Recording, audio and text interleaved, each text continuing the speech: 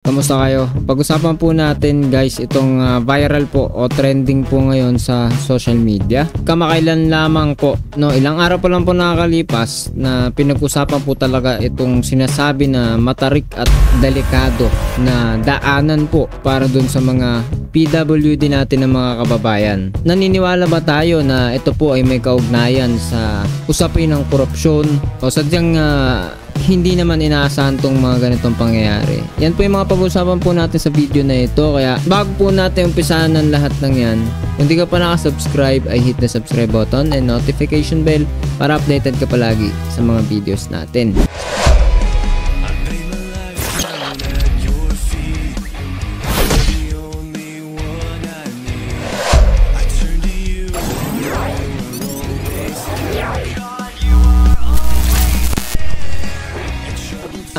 Yun na nga mga tol, umpisahan po natin, no, itong usapin po dito sa isang I think it is an overpass. Kung saan man ito ay hindi ko na po sigurado exactly kung saan po ito itinayo. Ito po ay proyekto na sabi nga daw po ay pinangunahan ng hindi na po natin pangangalanan o bibigyan ng pangalan na opisyalis kung saan siya po ay may posisyon na marami po nagsasabi ay hindi po akma yung kanyang posisyon ngayon sa kanyang credential. So dito po makikita po natin dito sa comment section, sabi dito, unahin po natin yung caption dito sa GMA News.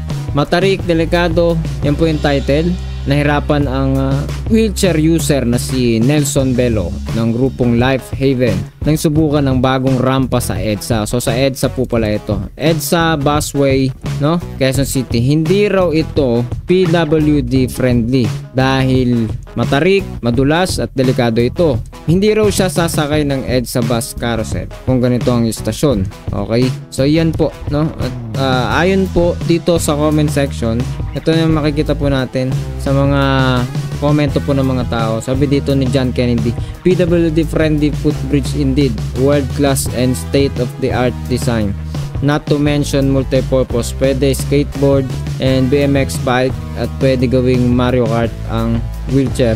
Amazing infrastructure, this is where your taxes go. Okay guys, so medyo kuwela po ng kaunti yung comment po dito ni Boss John Kennedy. No, saan pwede na nga daw gawing kart ang wheelchair. Kasi kung i-play po ninyo yung video dito, no, 29 seconds, play po natin, no. Tingnan po ninyo kung gaano kalalim, gaano kahaba at gaano kayo na po makakapagsabi. Kung isa po kayong PWD, may kaibigan kayong PWD, kapatid, kamag-anak, mahal sa buhay, may kakilala kayo, ito po yung susuungin po nila kapag dumaan po sila dito.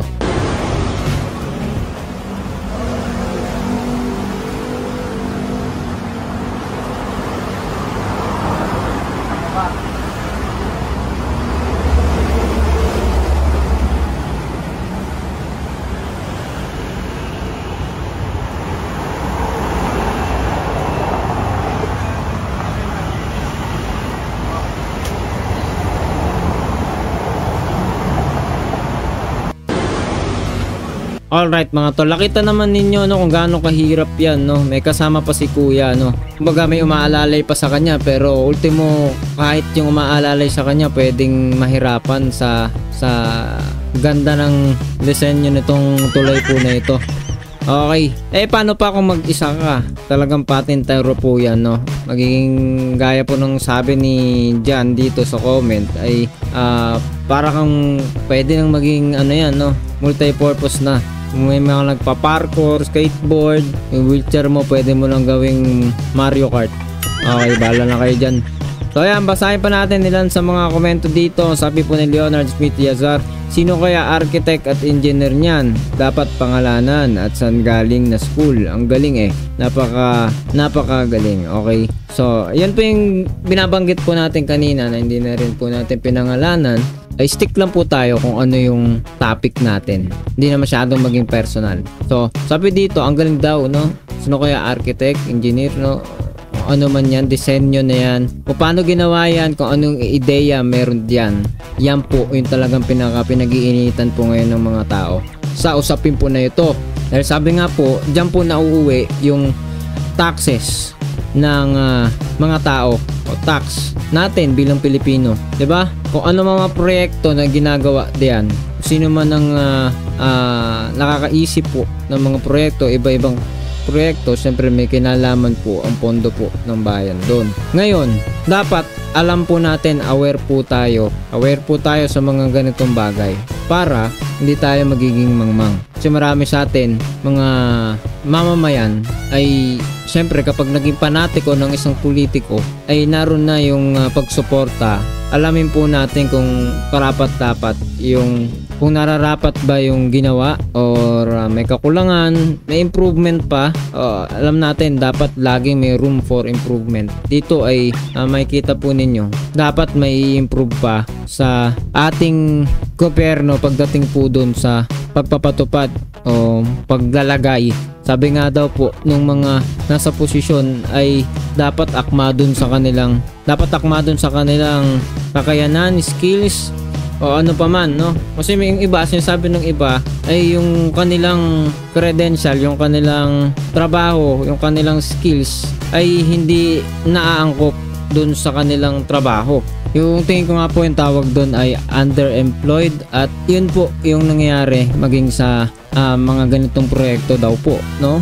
Disclaimer lang ha, ayon lang yun sa ating mga naririnig na sinasabi po ay hindi, dahil yung isa po sa nanguna sa proyekto po na ito ay may skills, merong credential, pero hindi angkop sa posisyon sa pagpaplan sa katulad po ng mga ganitong proyekto, no? Kumbaga, accountant ka, ang pinagagawa sa'yo, ang gagawin mo ay something na hindi related sa accountancy. Ganun po yung pinupuna ng marami po dito.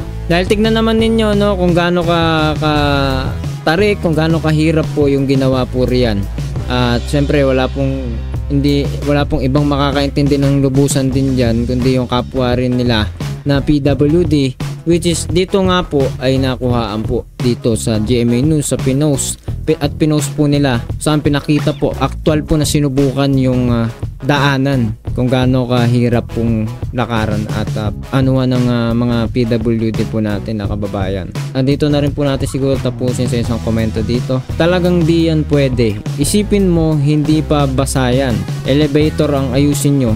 Sino man nakaisip niyan, walang isip, masabing may ginawa lang sila. So ayan po yung komento ni Gilbert Torno, kung saan yan po talaga yung karaniwan na papasok po dun sa mga tao kapag nakita po yung ganitong klase ng kamalayan na tuloy yung sabi natin, no? Ayan yung makikita, pag yan po yung nakita ng mga tao, yung ganyang klase ng gawa, trabaho, resulta ng proyekto, ay talaga pong uulanin po ng batikos ng kritisismo yan. Pero wala naman pong masama doon. Talagang kung wala naman pong pupuna, hindi na po may saayos yung mga bagay-bagay, maganda naman po yun. Basta positive criticism lang po yung gawin po natin. Medyo masakit lang din yun sa mga nagtatrabaho naman ng maayos. Kaya consider din naman natin na hindi lahat ay corrupt or hindi ginagawa yung kanilang trabaho. Yung iba dyan, naging biktima din ng sistema. Pero gayon pa man, hindi rason yun para mangyari po yung mga ganitong pangyayari, no? Nawa maisaayos po nila yan, dahil kitang-kita naman po na hindi po maganda yan at hindi po yan nakakatuwa, hindi siya makakatulong talaga na masasabi po natin, especially dun po sa ating mga kababayan na nangangailangan po niyang particular pong pinag-uusapan po natin na proyekto.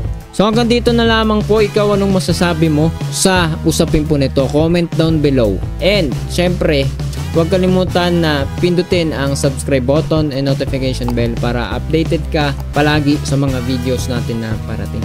See ya ulit sa susunod na video.